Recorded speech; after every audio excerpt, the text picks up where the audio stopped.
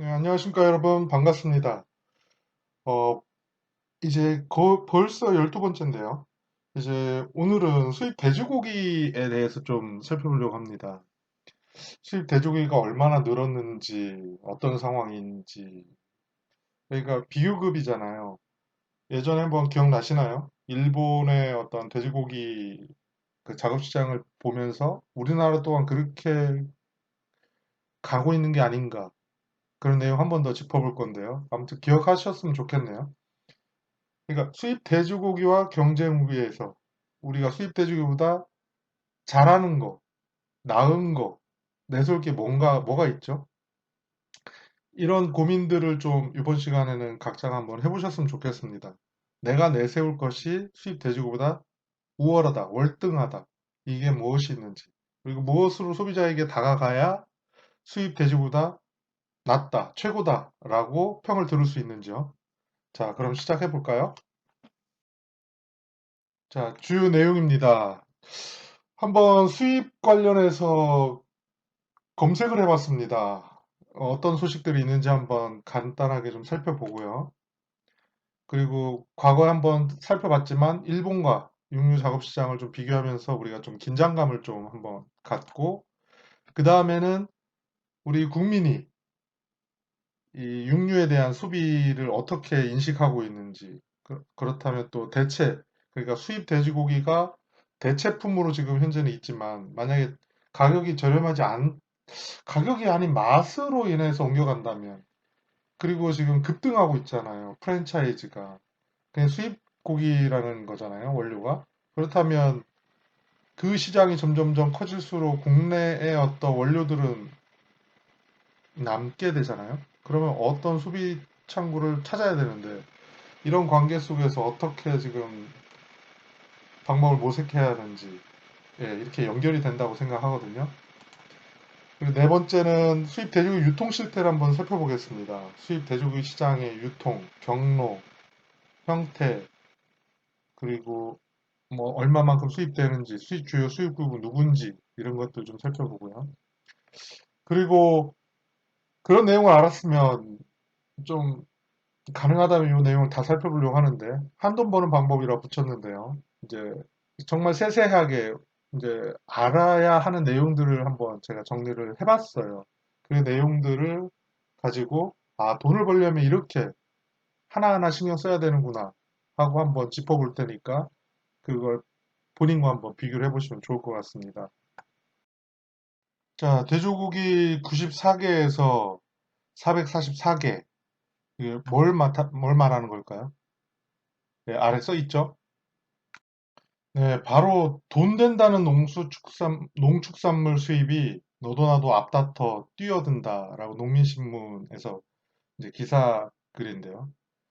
2015년에서 18년까지 이제 수입업체 변화 추이를 보니까 돼지고기가 94개에서 441개로 업체 수가 늘어났다는 겁니다.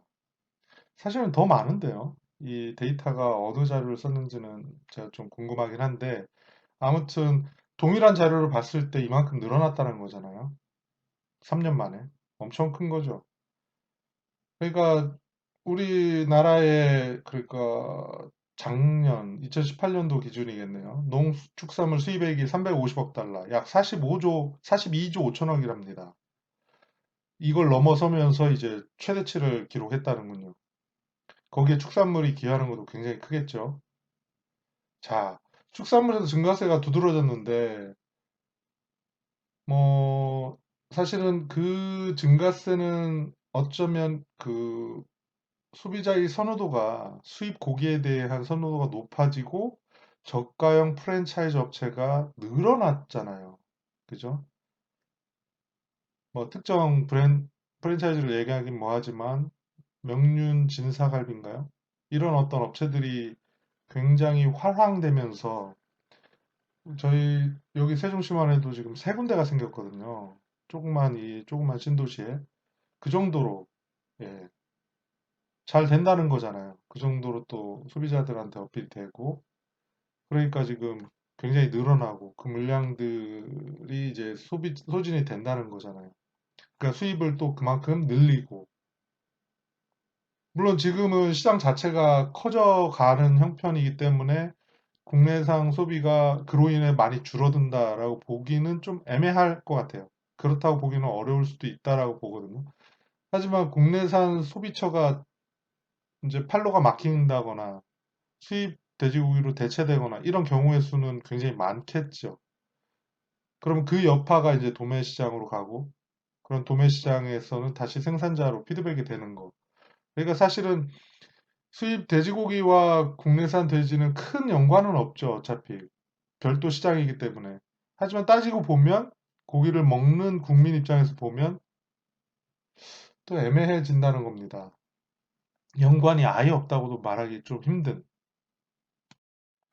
돼지고기 수입업체가 이제 2015년 94개에서 2018년 441개로 늘어나면서 이제 수입액도 14억 달러 정도에서 2018년 18억 달러 정도로 한 30%가 증가했다고 하네요. 그러니까 저가의 냉동육뿐만 아니라 비교적 단가가 높은 냉장수 삼겹살 수입도 늘어나는 추세라는 거죠. 이해하시겠나요? 냉장 삼겹살 수요도 늘어나고 있다. 우리가 어디 대형마트나 이런 데 가면 진공 포장돼서 또 잘 팔리고 있죠. 그러니까 소비자들에게는 이제 그냥 똑같죠. 어쩌면 같은 인식 상황에 가격이 오히려 많이 저렴한 이런 인식으로 지금 받아들여지고 있다라고 볼 수 있잖아요. 특히 아프리카 돼지열병이나 과거 구제역이나 이런 것들이 터지면서 사실은 돼지고기에 대한 인식이 많이 좀 이제 나빠진 경우도 사실은 영향을 줬을 거라고 봅니다. 아니거나 아니면 뭐 수입산과 크게 다를 게 없네 라는 어떤 인식을 심어줬을 수 있겠죠. 우선 이제 수입 돼지고기 시장이 커지고 있다. 그리고 저가형 프랜차이즈 업체의 어떤 활약으로 그 시장이 더 빠르게 급속히 전진하고 있다. 요렇게 정리할 수 있겠네요. 자, 다음은 독일산, 칠레산 삼겹살과 막창을 국내산 돼지고기로 속여 판매했다. 사실은 둔갑이나 이런 판매 행위가 근절돼야 된다라고 했지만 원산지 표시의 위반 사항이 돼지고기가 월등히 높다라고 했잖아요. 그런데 제가 이 이제 기사를 스크랩한 거는 집행유예를 때렸다. 점점 강도 높게 법원이 판단을 하고 있다는 겁니다. 그렇죠? 이제 세상이 변하고 있다라고 보는 거죠. 조금 내용을 보면 대구지법에서 이제 판결을 내렸다는데요. 원산지 표시에 관한 법률 등의 혐의로 징역 1년 6월에 집행유예 2년, 추징금 1억 7,350여만 원 이런 식으로 그렇죠? 그러니까 참 하면 안 되는데 사실은 유혹에 많이 빠지는 것 같아요. 많은 가격 차이가 크니까 그렇죠? 그러니까 아무튼 이 판사도 원산지를 허위 표시하고 상표법을 위반해 판매한 수량과 영업한 기간에 비춰서 법익 침해의 정도가 가볍지 않다라고 봤대요. 그리고 범행의 정황도 좋지 않다. 뭔가를 또 속이려고 했나 보죠. 그래서 이렇게 좀 세게 때렸다라고 밝혔습니다. 이것도 비슷한 예죠. 수입 육류 그러니까 11톤인가요, 지금? 그 정도 되나 본데요. 국산으로 속여 팔아서 이제 정점 주인한테 집행유예 2년을 선고했다는 건데요. 징역 8개월에 집행유예 2년 선고를 했다네요. 그리고 120시간의 사회봉사도 명령했고요. 그러니까 판결문에서 건전한 유통 질서를 해야 한 범행의 재질이 좋지 않고 범행 기간과 원산지를 속여 판 육류의 양이 상당한 점을 고려해서 형량을 정했다고 합니다. 그러니까 이제는 속이면 안 되죠.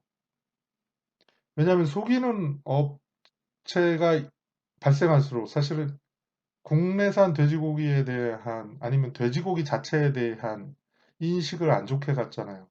의심을 해야 되니까. 그러면 다른 쪽으로 가거나 좀 소비가 줄지어 업자나 영향을 끼친다고 보는 거죠. 아, 혹시 이 그림 기억하시나요? 2010년 좀 된 자료긴 하지만 이때 제가 좀 의미심장했거든요. 왜냐하면 일본, 오른쪽이 일본입니다. 일본의 국내역 43이라고 써 있죠. 우리나라 2010년 국내유 43이라고 써 있죠. 와, 정말 그러니까 기가 막히더라고요. 이때 이 내용을 분석하면서.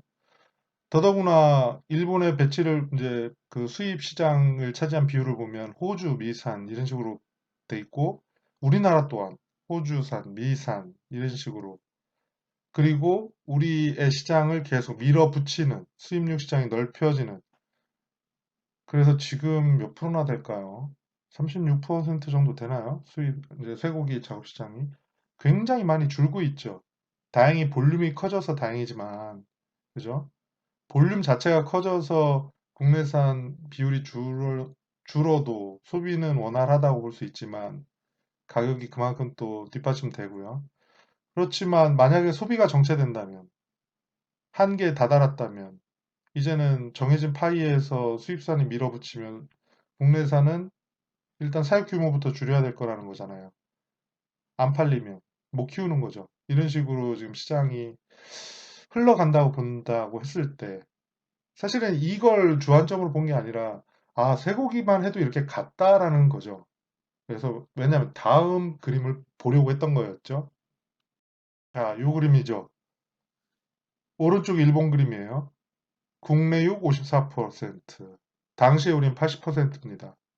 그리고 일본의 수입이 차지하는 건 미국, 캐나다, 덴마크 이렇게 유럽, EU라는 개념이죠. 그리고 우리나라, 칠레가 좀 있어서 좀 독특하긴 한데요. 아무튼 우리나라가 80% 정도죠. 근데 2019년 기준으로 몇 프로라고요? 기억하시나요? 69%입니다. 상당히 많이 지금 수입률이 내주고 있고 앞에서 본 것처럼 쇠고기처럼 만약에 일본과 동등한 상황이다. 만약에 산업 구조는 다르죠. 축산의 발전 정도도 다르고 주 육류 섭취 형태도 그쪽은 물고기지만 우리는 주로 육류가 그 역할을 하기 때문에 또 다르지만 아무튼 시장의 어떤 그것보다 국제적인 상황에서의 수입국의 어떤 처지 입장에서 한번 살펴본다는 거죠.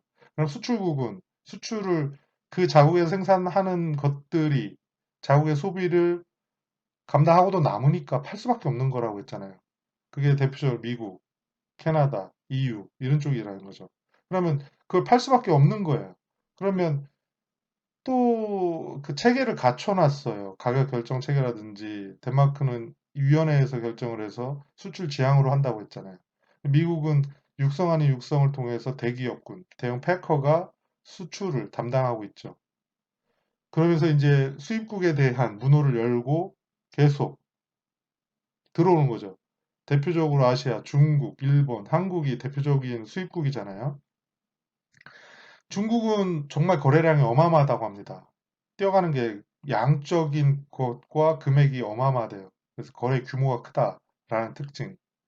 그리고 일본은 소량이어도 원하는 부위를 좀 비싸게 사간다라는 어떤 그런 이제 좀 경향? 그렇다면 우리나라는 어쩌면 중국이 막대한 물량을 땡기고 일본이 그러니까 좀 비싼 거에 어떤 거를 본인들이 땡겨갔을 때 우리나라 이제 그 외적인 것들을 들여오고 있다는 거죠. 그러니까 우선순위에서는 사실 좀 밀린다고 합니다. 중국, 일본, 우리나라. 우리나라 먼저 땡겨오는 게 아니라는 개념이죠. 그랬을 때 어떤 수입하는 이제 그 수입 업체들에 관해 어떤 그런 뭐라고 할까요? 애로사항도 많이 있는 것 같아요. 아무튼 이 시장 규모가 어마어마하잖아요, 사실은. 그죠? 지금 7조, 돼지 시장만 7조를 넘었었나요, 생산액이? 그렇다면 7조에 만약에 69%, 그냥 70% 정도 치면 나머지 30%가 수입육 시장인데 그걸 유통시장으로 환산하면 2배, 3배 정도, 7, 24. 거의 돼지고기만 해도 10몇 조는 되는 거 아니에요? 그러면 그 시장에 진출을 했을 때 돼지고기로 그리고 돼지고기가 대량으로 들어왔을 때 그리고 냉장 삼겹살로 전환이 지금 빠르다고 말씀드렸고 그리고 냉장 삼겹살이 이제 소비자에게 구워서 먹든 입맛을 알게 되면 이제 별반 차이를 못 느낀다는 거죠. 만약에 만약에 그렇다면 저렴하면 그쪽으로 가는 거죠. 그렇죠. 그렇죠. 그렇게 갔을 때 입을 타격들. 그러면 구워 먹는 소비 시장이 어찌 됐든 간에 그게 아니라 사실은 외식 시장에서의 돼지고기 수급도 원활해야 되잖아요.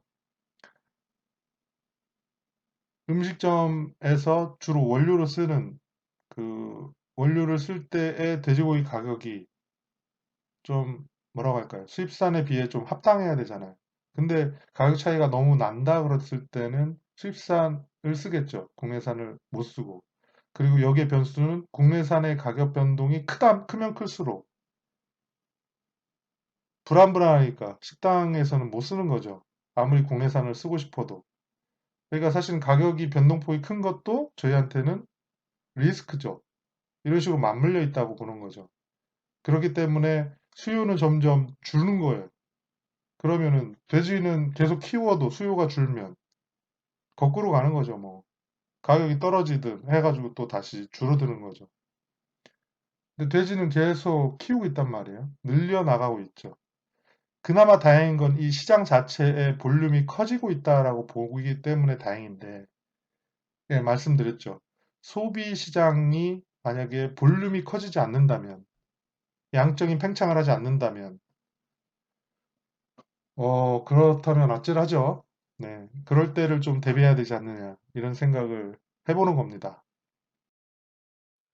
자, 대체제입니다. 그렇다면 혹시 이제 돼지고기를 보기 전에 한우를 먼저 보려고 하는데요. 왜냐면 비교해보면 재밌잖아요. 돼지고기 가격이 갑자기 상승했을 때 이런 식으로 고민을 해본 적이 있지요. 한우 가격이 상승한다면 소비자들은 뭘 찾을까요? 그 응답한 결과입니다. 재밌는 결과죠. 그랬을 때 대체로 돼지고기를 찾는다라고 답변하시는 분이 많았어요. 그 다음이 수입산 쇠고기를 찾는다. 그러니까 돼지고기의 위상을 알 수 있는 말이죠. 한우 아니면 음, 국내산 돼지고기야. 이렇게 얘기한다는 거죠. 그리고 일부 양을 줄이면서 한우를 사겠다라는 것도 일부 있죠. 이건 유념해 둬야 된다는 겁니다. 주일망정 한우를 소비하겠다. 돼지고기를 사지 않겠다라는 어떤 의지잖아요. 자, 그렇다면 반대로 돼지고기가 가격이 상승한다면 소비자가 과연 어떻게 움직일까요? 한우로 갈까요? 그랬으면 좋겠죠. 사실은. 하지만 그렇게 가지 않는다라는 겁니다. 가장 먼저 유념해야 될 거는 돼지고기 가격이 상승하면 그냥 양을 줄여버릴 거야. 구매하는 양을 줄여서 그냥 돼지고기를 소비할 거야 라는 게 많아요. 그 다음에는 대체로 닭고기로 가다는 거죠. 닭고기로. 그리고 일부 수입산으로 움직인다는 겁니다. 여기서 또 이제 주의해야 할 점은 아, 국내산 돼지고기를 가격이 올라가면 수입까지 가는 거네. 수입 쇠고기나 돼지고기를 고민하는 거네. 물론 양적으로 보면 닭고기를 먼저 찾겠지만요. 하지만 돼지고기를 먹고 싶은 것과 닭고기를 먹고 싶은 건 이 맛이나 이런 거에 대해서 좀 다르잖아요. 그러니까 어쩌면 저희가 좀 긴장해야 될 건 수입산으로 옮겨갈 수 있겠구나라고 걱정을 해야 될 거라고 저는 생각하는 겁니다. 자, 그러면 국내산 돼지고기를 선호하는 이유를 물어봤죠. 당연히 맛있다라는 거죠. 당연히 맛있어서. 그리고 신선해서. 위생적이고 안전해서. 자, 여기서 이제 생각을 해야죠. 위생적이고 안전하다라는 거에 대해서 많은 불신들이 쌓일 만큼 가축 질병이 발생을 많이 했죠. 그렇죠. 그랬을 때 이제 이 부분이 좀 이제 안 된다면 우리가 이제 이건 주의해야 될 점이고요. 그리고 신선한 건 사실은 농가 입장에서 할 건 없죠. 유통해서 얼마만큼 신선하게 관리하면서 냉장 보관했다가 잘 파느냐의 문제니까. 근데 맛에 대해서는 사실은 얼마만큼 잘 키워냈느냐가 굉장히 중요하잖아요. 그렇죠? 그러니까 이 맛은 어쩌면 사육에 담보돼 있죠. 그리고 일부 이제 도축 과정과 운송 중이나 보관할 때의 맛의 품질의 변화가 올 수는 있지만 대체로 이 잘 키운 돼지, 거기에서 맛이 나온다고 본다는 거죠. 그러니까 경쟁력은 결국 농가가 할 일은 맛을 내는 거고, 맛을 내기 위해서 고민을 많이 해야 되고, 해야 되는데, 지금, 좀 뭐라고 할까요? 그러니까 1등급 이상이 많이 나오지 않는, 그러니까 규격돈을 생산해내지, 출하를 하지 못하는 어떤 분들은, 그러니까 맛을 고민할 수가 없는 거죠, 현재. 아, 이제 키우기 급급하니까. 그러니까 어쩌면 소비자는 맛을 찾는데, 농장 입장에서는 이렇게 출하하기 바쁜, 그러니까 여기에 간극을 이해하시겠나요? 그러니까 소비자는 맛있는 돼지고기를 찾는 거고, 농장은 출하하는데 급급한. 뭐 당연히 출하하면 맛있다라고 한다면 저도 할 말은 없지만요. 자, 여기서 한번 비교를 해볼까요? 수입산 돼지고기를 선호하는 이유는 뭐지? 완전 다르죠? 그죠? 그러니까 극명하다는 겁니다. 아, 우리나라 돼지를 굳이 그 가격을 주고 산다면 맛을 찾는 데 있는 거고, 맛을 찾기 때문에 맛을 내기 위해서 잘 키워야 되는 거고, 그렇죠? 안전하게. 그 다음에는 수입산 돼지고기는 맛보다는 가격을 월등히 본다는 겁니다. 아, 싸니까 먹는 거지 뭐. 그리고 뭐 괜찮지 않겠어? 그리고 양껏 먹을 수 있잖아요. 그러니까 이런 개념으로 하는 거고, 외식 비중이 늘어난 상황에서는 대부분 프랜차이즈 업체에서 국내산 돼지고기를 쓸 수가 없잖아요. 그러니까 목전이나 앞다리를 해서 양념으로 해가지고 전국으로 이렇게 프랜차이즈를 해가지고 소비가 월등히 많아졌잖아요. 그러니까 수입량의 앞다리살이 더 많아진 이유가 그런 소비 수요처가 있으니까 삼겹살을 앞질렀잖아요. 그러니까 수입산 돼지고기는 저렴한 걸 가져와서 바람을 불게 할 수 있다라는 개념이에요. 근데 국내산 돼지고기는 과거에는 구이집이 좀 있었어요. 그 골목 식당마다 구이집이 한 다섯 군데, 여섯 군데는 있었거든요. 뭐 양탄처럼 뭐 연탄에 뭐 태워서 이제 이렇게 구워 먹기도 했고. 근데 지금은 생각보다 많이 없어졌습니다. 두 군데, 세 군데 정도밖에 없고요. 체감상 많이 줄었다는 거죠. 반수 이상 줄었고 그 시장을 뭐 족발이라든지 아니면 양꼬치집이라든지 이런 집들이 이제 바뀌었죠. 그쪽으로. 그러니까 그 시장이 변하고 줄어들므로 인해서 돼지고기 소비처가 줄은 거잖아요. 그러니까 돼지는 계속 생산을 하려고 하고 맛있게 내도 그걸 접근할 수 있는 방법이 없다면 그것 또한 문제지 않습니까? 그러니까 참 다양한 고민들이 필요한 거예요. 그리고 아까 말씀드렸듯이 국내산 돼지고기가 가격이 상승하면 닭고기를 먼저 찾지만 수입산 돼지고기나 쇠고기에 대한 수요도 있다. 가격이 저렴하니까. 그렇죠? 그리고 가격이 저렴해서 먹다 보니까 의외로 괜찮네 할 수 있는 거예요. 냉장육도 많이 들어오고 있거든요. 그러면은 그렇죠. 차이가 없네? 라는 순간 이제 빼앗기는 겁니다. 그렇게 시장이 이제 수입산이 차지하는 비중이 넓어지는 거죠. 안 그래도 외식에서 이제 좀 마음껏 먹으려고 하면 그런 식당을 찾아가는 거고 그 식당에서 먹어보니 아이들이 좋아하고 마음껏 편하게 먹잖아요. 그랬을 때 가격을 그만큼 지불을 하고 만족을 했으면 또 가잖아요. 거기서는 계속 소비가 일어날 거 아닙니까? 근데 국내산 돼지고기는 가서 양껏 먹으려고 해도 힘들잖아요. 그런 데가 있나요? 어쩌면 대부분 구이집은 고가 전략을 취하고 있어요. 비싸요, 일단. 가면은 이제 한 가족이 갔을 때 기본 돼지고기를 먹으면 2, 30만 원 생각을 해야 됩니다. 저희 집이 많이 먹어서 그런지 몰라도 그만큼 비싸요. 삼겹살과 목살과 뭐 이렇게 좀 섞어 먹으면. 그러니까 그렇게 그런 시장들이 이제 대항해서 수입육을 주로 하는 이제 편하게 먹는 집들 그리고 국내산은 좀 고가 전략을 취한 그런 집들 경쟁이 붙어 있는 거죠. 양분돼 있다라고 보는 거죠. 그러니까 어떤 식으로 이제 경계가 무너지고 이제 가까워질지 아니면 이게 극명하게 또 갈릴지 보는 거지만 누구나 다 고가의 삼겹살을 팔 수는 없기 때문에 시장이 좁죠. 저변을 확대하려면 일단은 가격이 좀 저렴한 상태에서 전국으로 확산이 돼야 되잖아요. 그런 쪽에 대한 고민을 좀 같이 해야 된다라는 거죠. 자, 그럼 이제 수입 돼지고기 유통 실태, 그러니까 경로, 유통량, 어느 국가와 교역하는지, 어느 부위가 주로 들어오는지 이런 것들을 한번 살펴볼까요? 자, 먼저 살펴볼 것은 뭐 총소비량입니다. 소비량적인 변화를 한번 보는 거죠. 그렇다면 육류의 어떤 1인당 소비량이 맨 위에 있네요. 15년부터 19년에 양적인 변화는 꾸준히 상승하고 있죠. 그렇죠? 그리고 쇠고기, 돼지고기, 닭고기에 대한 양적인 변화를 또 보여주는 겁니다. 돼지고기는 2015년에 22kg 인당이죠. 근데 이제 2019년에는 28kg을 먹고 있다. 이렇게 양적인 변화는 늘고 있구나. 안심하면 좋겠죠? 그런데 제가 말씀드렸잖아요. 소비량의 증가세로 보면 10년 단위로 끊어봤을 때 증가세로 보면 확 꺾이고 있다라고 말씀드렸잖아요. 이 육류 증가세가 꺾이는 건 세계적인 추세. 안 그랬으면 좋겠지만 그럴 수 있으니 그 부분을 좀 생각을 먼저 해야 된다라고 말씀드렸잖아요. 그런 방향으로 요 지표만 보면 안 된다라고 해서 말씀드렸던 적이 있죠.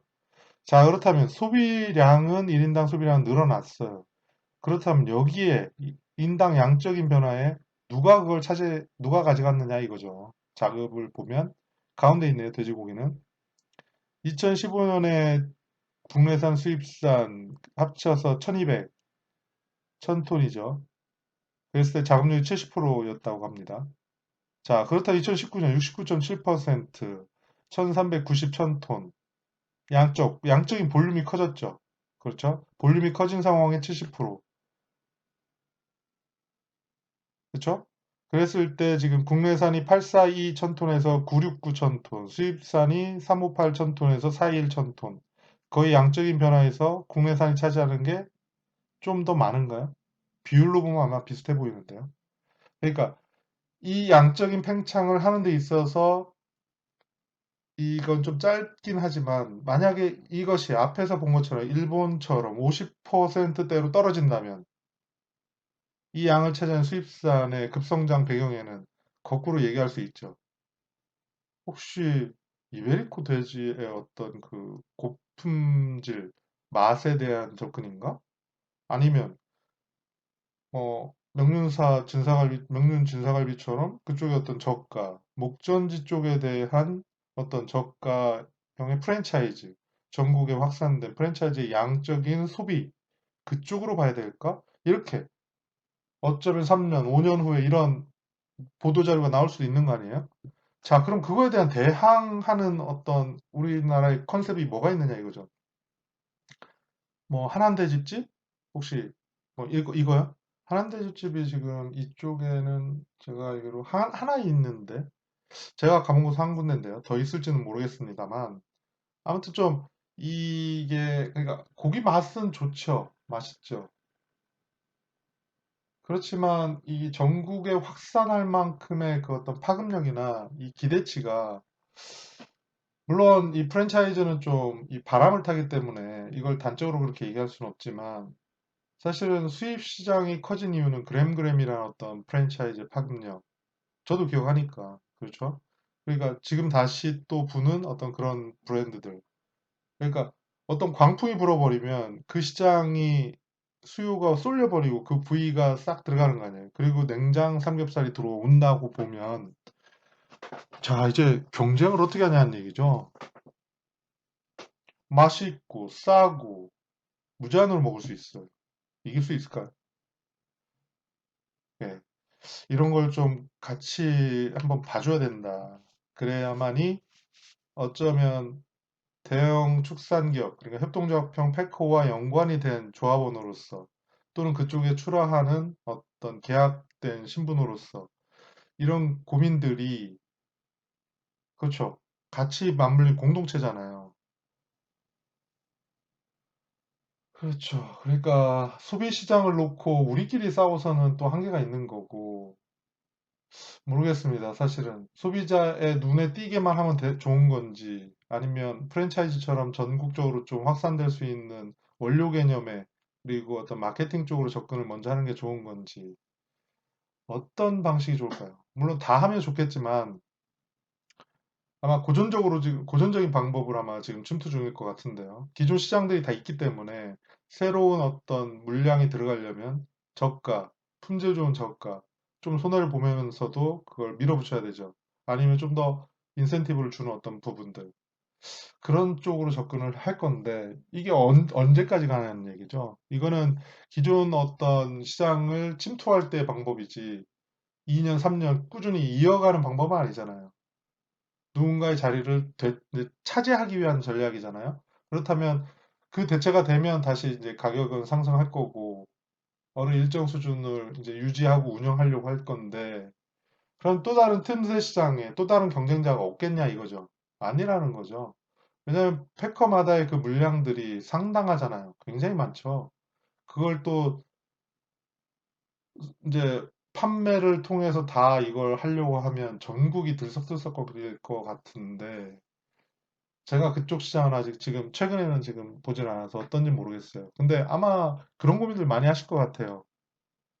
패커에 연관된 분들은 정말 이걸 어떤 식으로 판로로 가져가야 될지 그리고 지금 선제적으로 투자도 많이 하실 것 같고 예, 그쪽으로도 지금 거기까지 좀 진전이 됐네요. 사실은 소비량 보다가 예, 그러니까 어떤 하나의 데이터가 결국은 다 연결돼 있다라고 보는 거죠. 그리고 그거는 생산을 하기 때문에 난 이걸 몰라도 돼. 이건 아니라는 거죠. 같이 움직이니까. 소비가 줄면 생산이 줄어야 되잖아요. 이런 당연한 게 연결돼 있으니까 그런 말씀을 드리는 네, 측면입니다. 자, 수입육의 유통 흐름을 한번 볼까요? 뭐 단순히 도식화한 거죠. 그리고 본 자료는 축산물 품질평가원의 자료입니다. 먼저 밝히고 하고 수입업체가 부분유가 포장유 형태로 가져오는 거예요. 그럼 박스유 형태로는 도매 유통업체로 팔아되죠. 재가공하지 않는 한, 재포장 해썹을 받지 않으면 그냥 그 포장된 상태로 유통이 되는 건 자유롭잖아요. 그럼 다이렉트로 판매장까지 갈 수 있는 거죠. 그런 판매 단계에서 소비자한테 썰어 파는 거고, 아니라면 이제 재포장이나 재가공을 한다면 식유 포장 처리 식육이죠. 식유 포장 처리 업체와 식유 판매 업체에서 좀 그 부분들을 또 음식점이나 이런 쪽에 다시 팔죠. 그래서 단계적으로 보면 짧아 보이죠. 근데 수입 업체와 도매 유통업체 간에 냉동 창고에 넣어놓고 사실은 수입의 어떤 가격 변동폭에 따라서 물량을 서로 거래가 굉장히 활발하다고 보면 됩니다.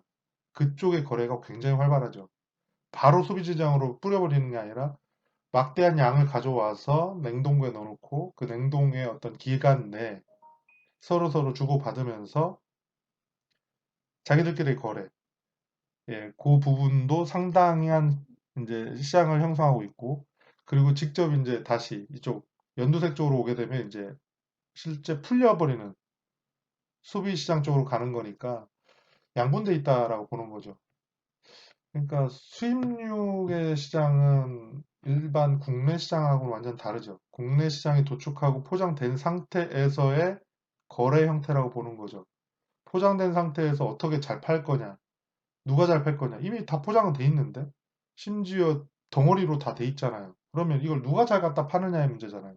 어디다가 더 싸게.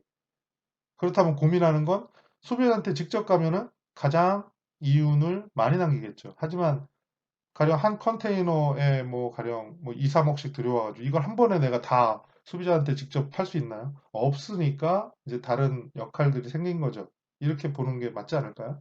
그러면 그 역할을 나눴을 때 마진은 줄고 나눌수록요. 직접 다 주면 그 마진을 가져오고. 근데 이런 상황에 수입이 그러니까 이제 사와야 되잖아요. 그 어떤 가격의 변이도 상당하잖아요. 그렇다면 거기에 흔들거렸을 때에 자기가 이제 주문하고 보통 통상 뭐 세 달 걸린다고 본다면요. 세 달 안에 가격의 변동이 없다면 다행이지만 있다면 그러니까 가격 변동폭에 대한 리스크를 또 안고 가야 되니까 거기서 골치가 아프죠, 사실은. 그렇죠. 이런 식으로 유통이 된다라고 보면 좋을 것 같습니다. 자, 이걸 세세하게 좀 뜯어보면 이렇게 되네요. 수입이 100% 됐다라고 보면 축산물 수입 업체가 다 가져오는 거예요. 허가를 받은 축산물 수입업을 허가받은 업체에서 취급을 하고 대략 3.6 대 6.4 그러니까 3대 6 뭐 그 정도 된다고 볼 때에 재고량 보관 창고로 바로 가고 도매업체에 넘겨서 도매업체에서 이제 다시 뿌리는 거죠. 그러니까 일단 재고, 보관 창고 한 번에 풀리질 않는다는 개념을 보는 거네요. 그리고 대형마트, 슈퍼마켓 바로 가죠. 그랬을 때 대형마트가 탄탄한 이제 그 수요처가 되는 거죠. 대형마트 군의 양적인 규모는 크잖아요.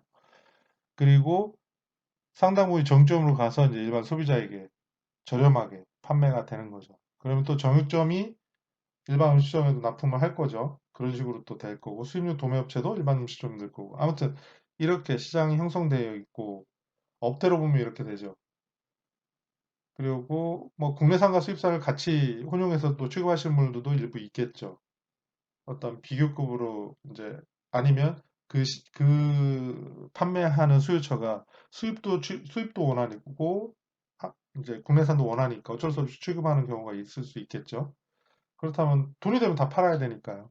그렇다면 이제 혼용되지 않고 둔갑되지 않게 정말 철저히 관리해야 될 것 같고 그럼 이제 그렇게 운영하는 이제 업체들도 꽤 있죠.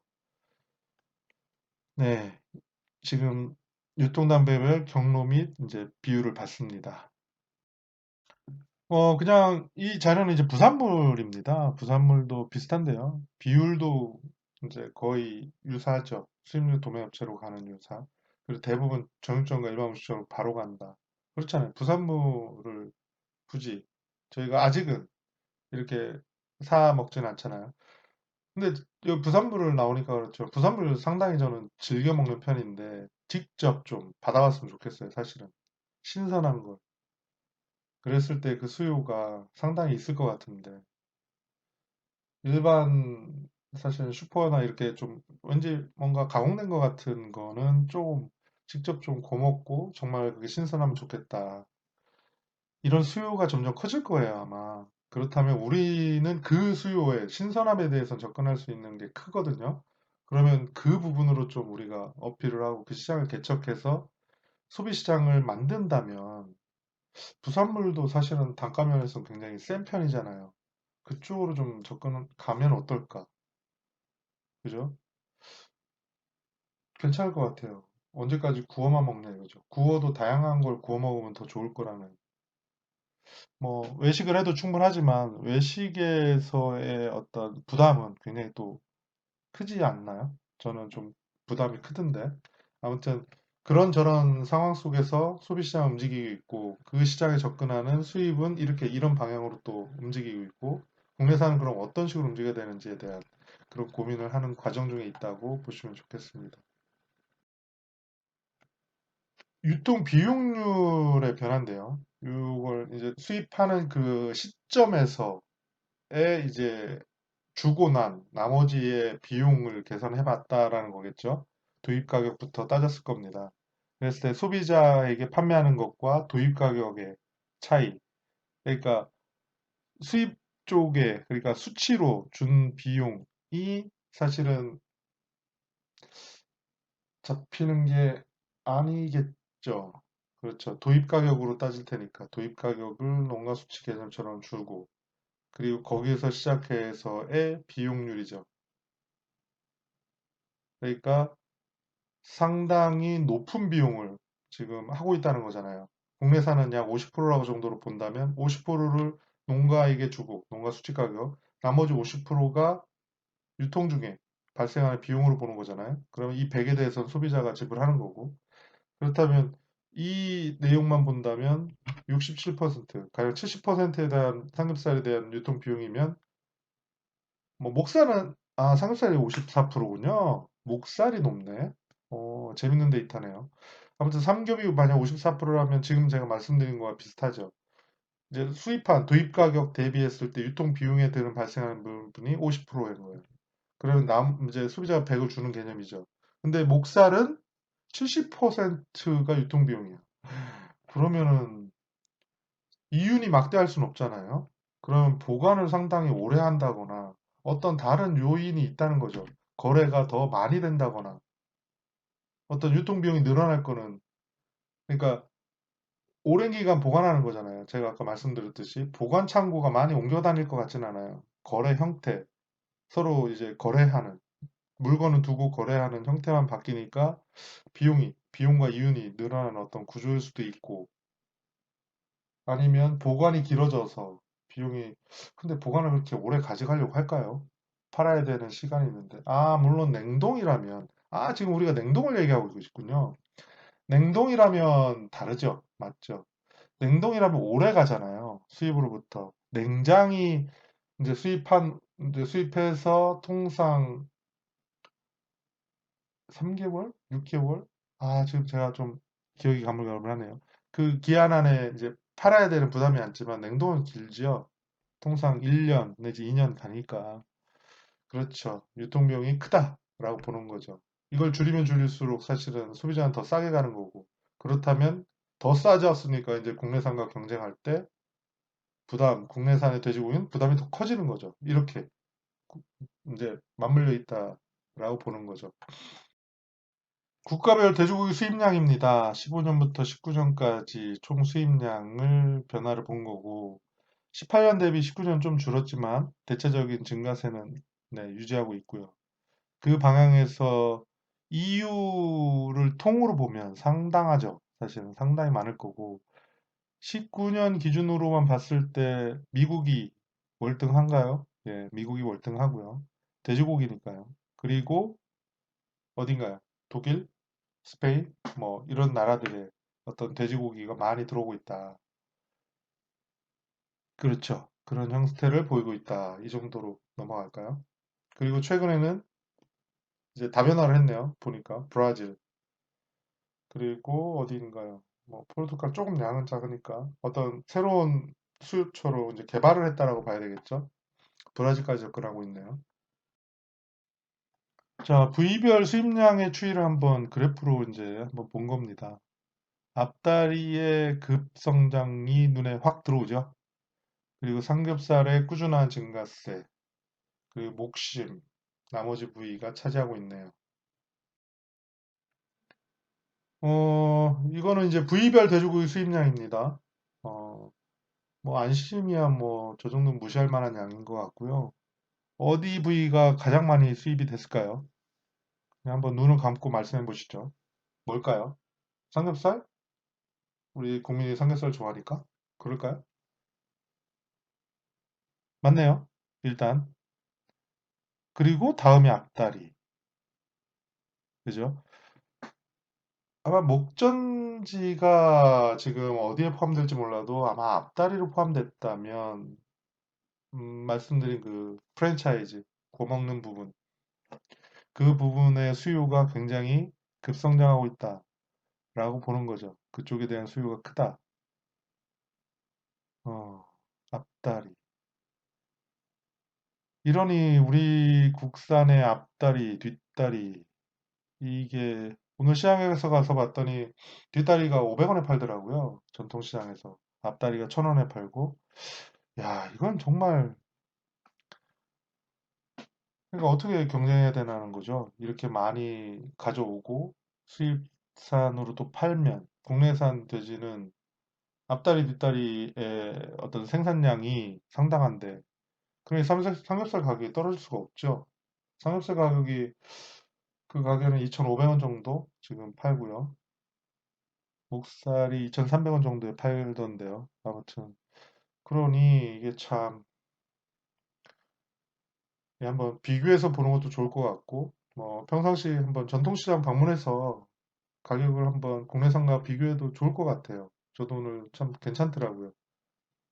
그 시장의 어떤 분위기, 얘기들도 좀 나눠보면 더 즐겁고요. 이건 참고하시면 좋겠습니다. 이제 수입하고 이제 수입업체들이 수입할 때 방식, 그러니까 그 보험은 누가 부담하느냐에 따라 세 가지 정도로 구분하고 있고 수입 부대 비용이 이 정도 된다라고 보시면 좋을 것 같아요. 그랬을 때 창고비, 상하차비가 킬로그램당 10원, 그렇죠. 보관료가 돈육 냉장 30일 1원 킬로그램당 1원. 그 정도. 냉동 통상 5개월에서 2년 정도 하는데 킬로그램당 1원. 와. 그러니까 이게 물류비, 유통비용이라는 거죠. 그리고 이 통상이윤이 나와 있네요. 수입업체와 중간 도매업체가 통상적으로 2, 3%. 그러니까 그냥 거래업체끼리 넘기는 형태라면 그냥 그 정도만 붙인다는 거죠. 그러면 수입업체와 소매업체 간은 이제 중간 단계가 사라졌으니까 6에서 7%. 그럼 중간 도매업체와 소매업체 간요. 계산이 나오죠. 그죠? 3에서 4% 정도. 이렇게 대략 볼 수 있는 거죠. 어떤 그 이윤 구조를. 여기서 통상 이윤으로 볼 수 있는 이유는 왜냐하면 물건은 냉동창고에 있다고 말씀드렸잖아요. 그죠? 그러니까 물건의 이동은 없죠. 최종 단계, 소매업체, 직접 가져갈 때에 발생하니까 이렇게 통상적으로 볼 수 있다고 하네요. 이거는 이제 한 표에 다 포함하려다 보니 이렇게 됐는데요. 수입 돼지고기 부위별 국내 도입 가격입니다. 도입 가격은 그 아래에 쬐끄만 글씨로 쓰여 있죠. 오퍼. 그러니까 주문한 가격, 그러니까 받는 가격이라는 거죠. 관세, 수수료, 창고 비용까지 포함한 거예요. 그러니까 수입업체가 딱 가져온 가격, 그러니까 그 가져올 때까지 들어간 비용까지 다 포함했다. 여기에서 이제 도입 가격, 이제 유통 비용을 구할 때 이 도입 가격을 기준으로 소비자 판매 가격에서 이 비율 빼는 거죠.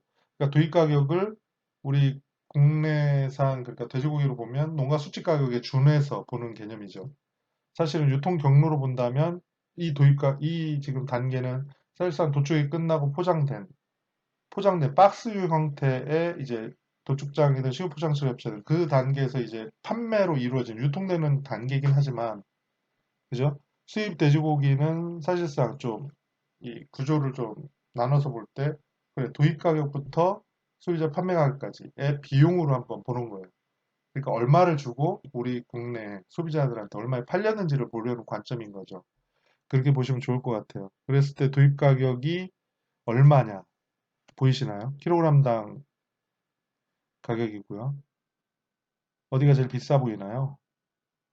삼겹살만 쭉 봐도 냉장 삼겹살은 7,000원 정도 킬로그램당 하나 한다고 하네요. 미국이 7,100원, 캐나다 7,700원, 칠레가 5,800원, 그리고 스페인 냉장의 삼겹살이 9,600원. 오, 어마어마한데요. 이렇게 높은 이유가 있겠죠. 분명히. 자, 그렇다면 냉동 삼겹살은 4,499원 미국이요. 캐나다는 4,430원 비슷하네요. 칠레는 5,374원. 다소 높죠. 칠레산이. 냉동 삼겹살은요. 이렇게 이제 수입하는 국가의 부위와 냉장 냉동 상태에 따른 가격 차이가 굉장히 차별적이죠. 다. 그렇게 시장이 형성돼 있는 거 아닙니까? 꾸준히 그렇게 해왔고, 그러니 지금 그렇게 거래되니까 이렇게 좀 뭔가 그냥 단박에 보기는 좀 어려운. 그렇죠?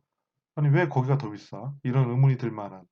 그렇지만 시장에서 이렇게 거래가 되고 있으니 이렇게 또 봐야죠.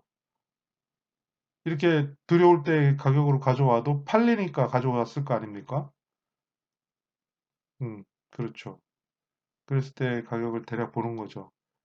킬로그램당, 잠깐요. 아까 저희가 앞다리가 500원에 판다고 했잖아요. 그러면 미산으로 볼 때 2019년 앞다리, 냉장은 없죠. 냉장이 없나? 냉동이 2,748원, 킬로그램당이니까 100g당이 274원, 500원. 약 두 배 차이죠, 지금. 이것만 봐도. 뒷다리 1,000원에 지금 판다고 했으니까 냉동 1,000원 168원. 뒷다리 냉동이 168원. 거의 9배인가요? 칠레산 삼겹살 냉장을 봤을 때 아까 2,500원 정도에 판다고 했죠. 2,500원. 그렇다면 여기는 582원.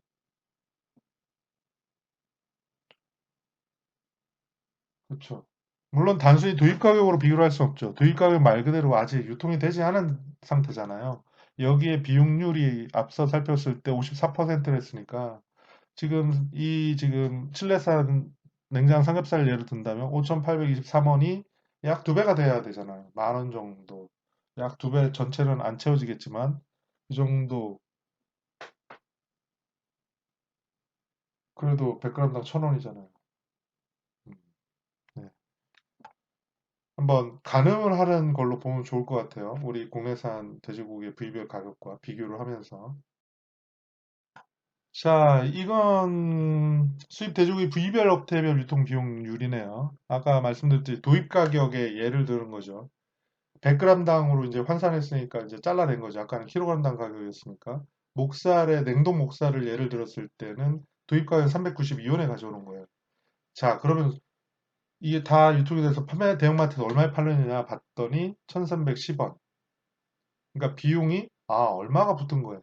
여기에 거래가 많을수록 거기에 거래에 따른 비용들, 이윤 플러스 이윤이 같이 포함한 간접비, 그러니까 창구비, 운송비 뭐 이런 거 같은 간접비 아니죠. 창구비는 직접비죠. 유통비용이니까. 그렇다면 매장 운영비, 어떤 판매할 때 그런 이제 간접비와 인건비 이런 게 간접비고 직접비, 방금 말씀드린 창고 보관료 이런 것들이 직접비고 그리고 그거와 이윤을 합산한 이 세 가지 형태를 합산한 게 약 700원이 붙어서 70%에 형성한 유통비용으로 1310원에 판매하는 거잖아요. 그렇죠? 그렇다면 대형마트구는 1310원이에요. 그럼 슈퍼마켓구는 좀 더 어떤 그 간접비가 덜 들어갔다라고 볼 수 있겠네요. 약 400원? 네, 400원 정도. 정육점은 슈퍼마켓보다도 더 규모가 작은 거예요. 그러니까 어떻게 보면 간접비가 대체로 그러니까 비용적인 측면에서 간접비가 사실 이 규모 형태로 보면 간접비가 상당한 영향을 끼친다는 게 제 생각이거든요. 그랬을 때 정육점이 사실은 소량 개념을 본다면 이렇게 되는 거죠. 규모가 작을수록 뭐 자기가 리스크가 작으니까 간접비가 작을수록 간접비가 작아지니까 사실 이렇게 비용률이 작게 나오죠. 하지만 규모 전체를 통으로 봤을 때 대형마트가 취급한 총량과 정육점이 한 달의 총량으로 비교를 하게 되면 사실은 판매 매출로 비교해서 이윤 마진을 구하면 대형마트가 가령 25%의 이익을 냈다면 정육점이 25%의 이익을 냈을까요? 아무튼 몇 프로를 냈는지는 정확히 모르겠지만 아무튼 이것도 또 비슷한 얘기인가? 아무튼 규모에 따른 차이에 비용률의 차이는 있다. 이걸 통상적으로 간접비, 그러니까 이 점포를 운영한다거나 인건비 이런 것들에 대한 비용의 차이가 있어서 규모에 따른 차이에선 정육점이 좀 저렴하게 유통 비용률이 나왔다라고 보는 게 좋다라고 말씀드리겠습니다.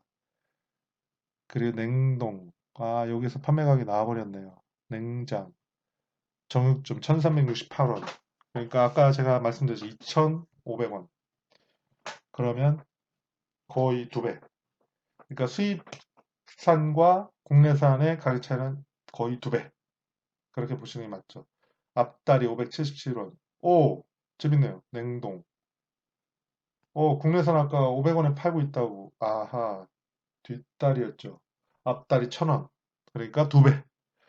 이렇게 되는 거죠. 그러니까 가격이라는 게 시장에 알게 모르게 또 수입산과 국내산은 수입산도 국내산의 어떤 눈치를 볼 거 아니에요? 그렇다면 팔리는 가격으로 책정해서 가져왔을 거고 국내산이 500원인데 앞다리가 만약 그렇다면 앞다리를 가져오겠어요? 국내산 쓰지? 이렇게 된다는 거죠. 그러니까 맞물려 갔을 때 약 두 배 차이를 보면서 수입산의 돼지고기 형성돼 있다.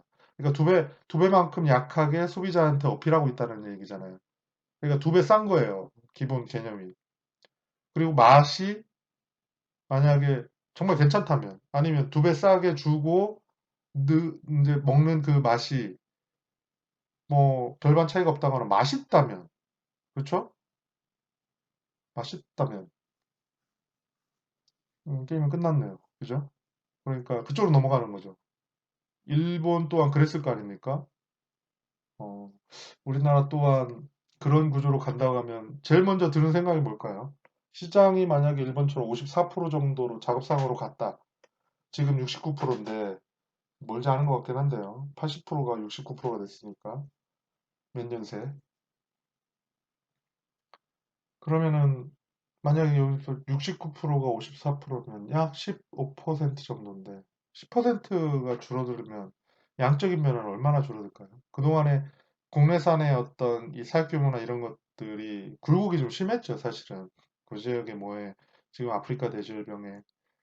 그러니까 단지 그걸로만 비교를 할 수는 없겠지만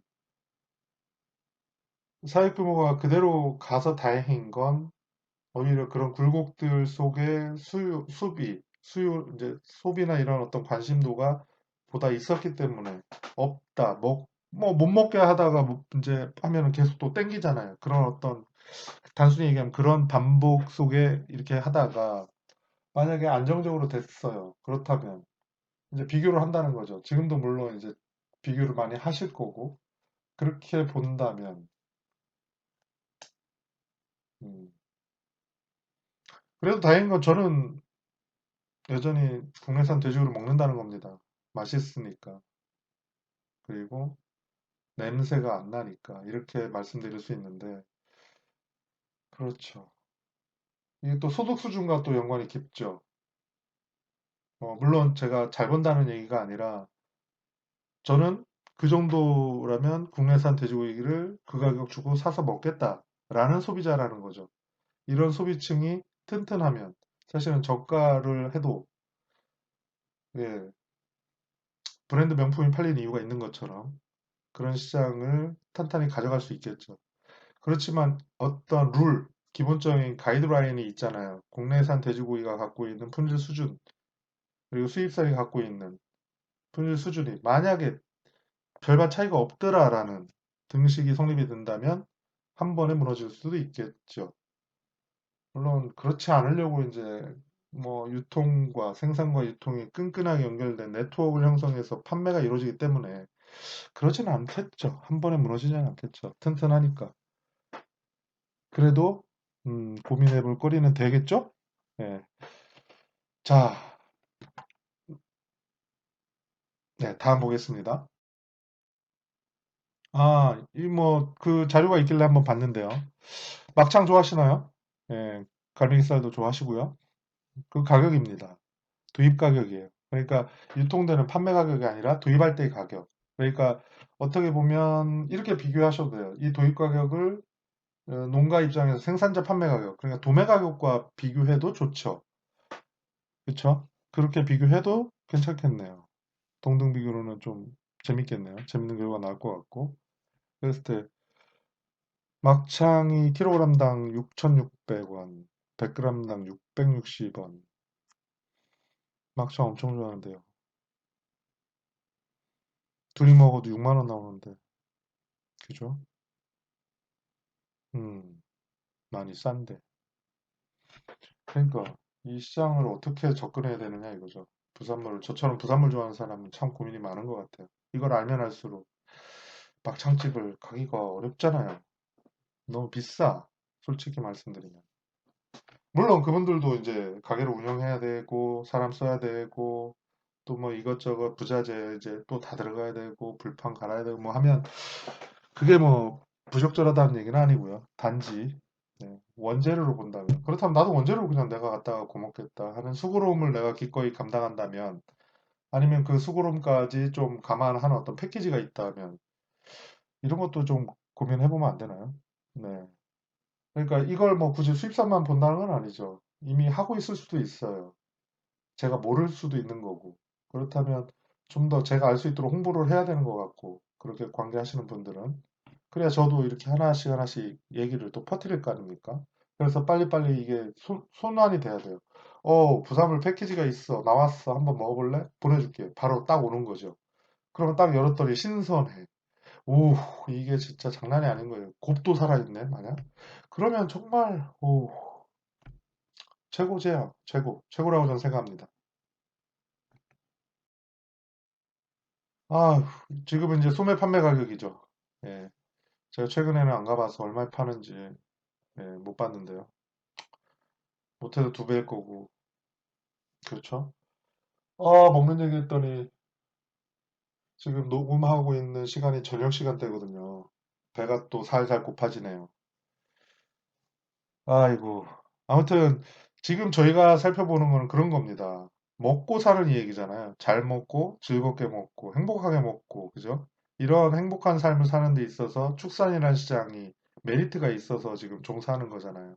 이런 시장에서 이제 지금 제가 이렇게 전달해 드리고 싶은 것과 고민하는 것들은 유통시장을 서로 알아야 되는 거예요. 어쩌면 생산도 유통의 한 부분이에요. 생산은 유통이 아니다라는 게 아니라 난 생산만 하지 이거는 좀 어떻게 보면 좀 그러니까 조금 그런 거예요.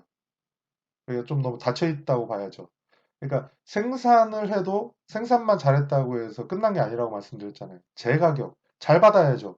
최소한 출하 체중이 그 규격 범위 안에 들어가게 해야죠. 등지방을 내가 통제를 못한다 하더라도 그렇게는 내야 될 거 아닙니까? 아무리 바빠도 이런 거 하나하나 이렇게 하나하나 해서 그러면 잘 가서 계류도 좀 하고 있는지 충분하게 쉬는지 그런 것도 좀 체크하고 관심 가진 만큼 그쪽에서도 관심을 줄 거 아니에요. 그럼 조직이 단단하거나 방해를 안 됐거나 이런 돼지는 나오지 않을 거 아니에요. 그럼 그런 돼지들이 소비시장으로 흘러갈 거 아니에요. 그러면 그걸 이제 어떻게 어떤 이제 형태로 어떤 요리나 이런 형태로 저를 비롯한 소비자에게 어필하느냐. 외식 시장이냐 아니면 가정식이냐. 만약 여기 코로나19를 포함시켰다면 외식을 장려한다고 하고 있는데 그 외식을 장려해서 가서 구워 먹으면서 침 튀기면서 얘기할 수는 없는 거지만 그렇다면 이 코로나19로 인해서 시장이 좀 반대로 봐야 되겠죠. 외식 비율이 1인 가구의 증가와 함께 급격히 성장했잖아요. 사실은 60% 이상이 달할 정도로. 그렇다면 이제는 그런 개념의 문제가 아니라 누군가를 만나서 뭔가를 먹거나 하기에는 부담스러운 자리가 될 수 있다라는 가정이잖아요.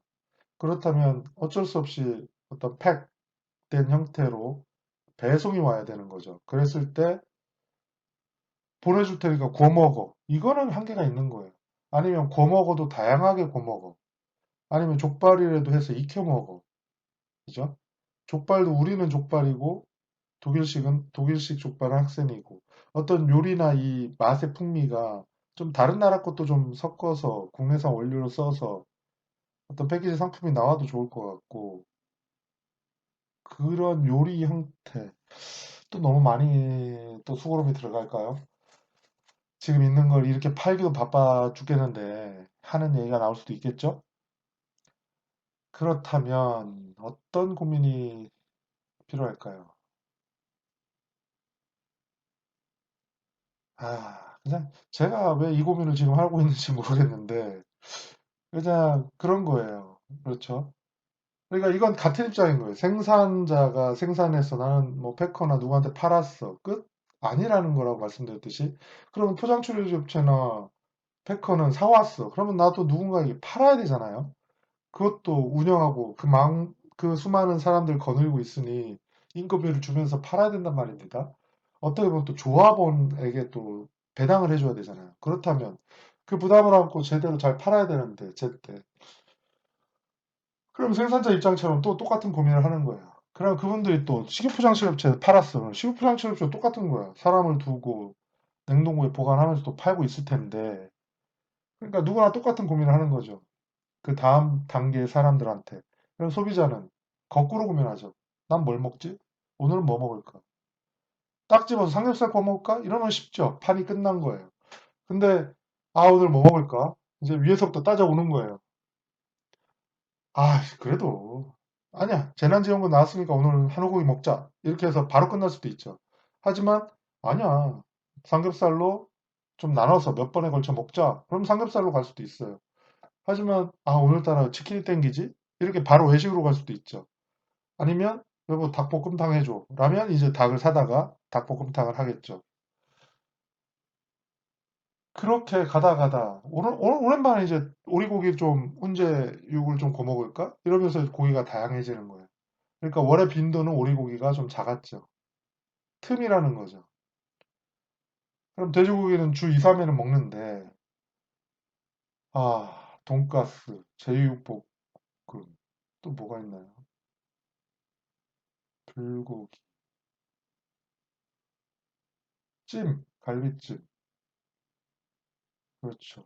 그리고 욕심내서 신문지 두 장씩 깔고 기름 튀기면서 등심덧살, 항정살, 갈매기살, 삼겹살, 목살 다양하게 사다가 구워 먹으면 약 10만 원 나오죠. 예, 한 식구가 먹을 때.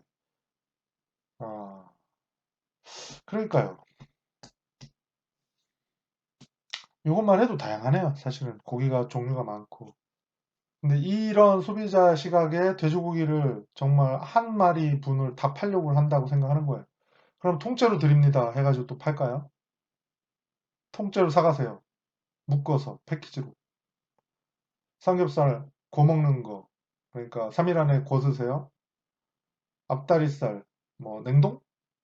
좀 오래 가야 되잖아요. 한 번에 패키지니까. 그럼 냉동, 앞다리살. 그러면서 한 마리분을 담는 거예요. 그래서 이 등심은 뭐 돈가스로 이제 눌러서 주는 거죠. 그렇다면 가정에서는 가서 이걸 하나하나 또 해서 먹어야 되는 부담이 있겠죠. 근데 패키지가 만약에 한 마리분만큼의 가격이 저렴해진다면 각각을 샀을 때 10만 원이 들었을 때 패키지로 하면 만약에 7만 원이라면 그리고 그 가격이 만약 수입상의 비견될 만하다면 이런 통째 팔아서 만약에 그 소비가 원활하게 유통이 원활하게 그러니까 이 어떤 그 한 마리 분의 고기의 부위별 그 고기의 소비 속도가 좀 대등해진다면 효과는 크겠죠. 이게 사실은 큰 고민거리잖아요. 지금까지 해오고 있는 한 마리를 빠르게 소비시키는 여기에 지금 사활을 걸어야 된다고 제가 말씀드렸듯이 이런 고민을 해야 되는 거죠. 왜냐 한 마리분이 나오는데 어딘가 처지면 그 가격은 결국 삼겹살로 튄다고 말씀드렸듯이 아이고 뒷다리 500원 삼겹살 2,500원 이거 어떻게 갭을 메우느냐의 문제잖아요 지금. 그리고 삼겹살 부위는 12% 정도라고 하면 저쪽은 20% 차지한다고 말씀드렸잖아요. 비율로도 양적으로도. 그러니까 이런저런 고민하다가 지금 또 시간이 갔습니다. 사실은 수입 얘기하다 보니 이렇게 되는데요. 자, 일단 이런 의견들을 그 소그룹에서 그리고 자유로운 조합원끼리 그리고 이런 얘기들을 좀 하셔야 좋은 거 아닌가 싶어요. 그리고 심심하실 때 같이 전통시장에 한번 다녀오시죠. 가서 수입 고기도 먹어보고 맛도 비교하고 내게 뭐가 좋네 이런 것도 강조하시고 그리고 브랜드로 파는 프랜차이즈들 열심히 찾아다니시면서 그 맛도 다 보셔야 돼요. 제가 볼 때는. 에이, 저긴 저가니까 뭐 저런 데를 가. 이렇게 하시면 안 되고, 정말 왜 사람들이 거기에 쏠려서 가지? 나랑은 상관없어. 이러면 안 되는 거예요. 가서 맛을 보고, 혼자 가기 뻘쭘하시면 가족 초대해가지고 다 컸더라고. 커서 애들에도 애는 꼭 데리고 와라. 그래가지고 같이 가시는 거야. 애들이 좋아하거든요. 그러니까 가서 한번 그 분위기, 시장, 이런 걸 보시고, 가격도 살짝 보시고 그러면서 좀 전통시장과도 비교하고 국내 이 돈육과 한번 또 비교를 해보고 솔직히 양념이 됐을 때 차이도 한번 비교를 해보시고 그러니까 해볼 만한 게 많죠. 네, 그런 걸 한번 추천을 해드립니다. 뭐 물론 당연히 하고 계시겠다고 생각하지만 네. 그러니까 너무 또 뜬구름 잡으면 안 되니까요. 앞에 얘기한 것처럼 한 마리 뭐 패키지라는 건 사실은 어떤 아이디어 차원에서 지금 얘기 나눈 거잖아요. 그러니까 그런 고민을 해야 되는 방향성으로 봐주시라는 거고, 실제 소비시장에선 접근해서는 이제 정말 먹히는 거, 그런 고민을 해야 되니까. 그렇죠. 함께 그런 고민을 하는 거죠, 현재. 함께 지금 나누면서 얘기를 못하니까 좀 답답은 하네요. 예, 이런 게 좀 안 좋은 것 같아요. 코로나19로 이렇게 된다면 어떻게 합니까, 사실은. 스스로 다 판단해야 돼. 그럼 나에게 정보 준 게 인터넷을 찾아보고 알아서 먹어? 아이고, 이거 끝도 없어요. 그러니까 나한테 주는 어떤 정보에 유용한 정보를 어떻게 줄 거냐. 아, 이거 괜찮아요를 어떻게 줄 거냐 이거죠. 제가 아는 쇼핑몰만 해도 수백 개인데 제가 접근하는 그 쇼핑몰 어떻게 할 거며. 이건 안 된다는 거죠. 그렇다면 어떻게 전달할 거냐. 그러니까 국내산 돼지가 품질이 좋아. 좋은데 이걸 어떻게 알릴 거냐라는 것도 또 문제죠. 그렇다고 핸드폰마다 뭐 이 코로나19 경보처럼 띡 하고 알리고 이렇게 되나요? 안 될 거 아닙니까? 이제 과다광두고라고 해서 또 신고 들어갈 거 아니에요? 그게 알림에선 직방인데, 그죠? 그냥 무작위로 다 뜨잖아요, 임의적으로. 어떤 지역에 가면. 그러니까 참 고민거리가 참 많다 이거죠. 돼지 키우기도 힘든데 이런 고민 저런 고민 다 하셔야 돼서 힘드실 거라고 보는데요. 그래도 어떻게 합니까? 즐겁게 고민해야 되지 않겠습니까? 예, 즐겁게 행복하게. 자, 일단 여기까지 네, 살펴봤습니다. 아유, 지금 아유, 제가 너무 말이 많았나 봅니다. 시간을 이제 이 각각의 슬라이드를 한 다음에 합산을 해야 돼서 사실 시간이 지난지 몰랐는데요. 지금 대략 보니까 벌써 시간이 꽤 됐네요. 한두 번은 방법 해야 되는데. 아, 참. 이걸 다음 쪽에서 해야 될지 한번 기회는 볼 테니까요. 그 자료도 좀 재밌거든요. 가격에 대한 민감성을 같이 보면서 요일별 가격 차이나 구매 시장 어느 장소마다의 차이 재미있는 자료죠. 아무튼 다음 기회에 그 내용도 좀 살펴보시면 보고요. 오늘도 정말 수고 많으셨습니다. 자, 행복하게 삽시다. 감사합니다.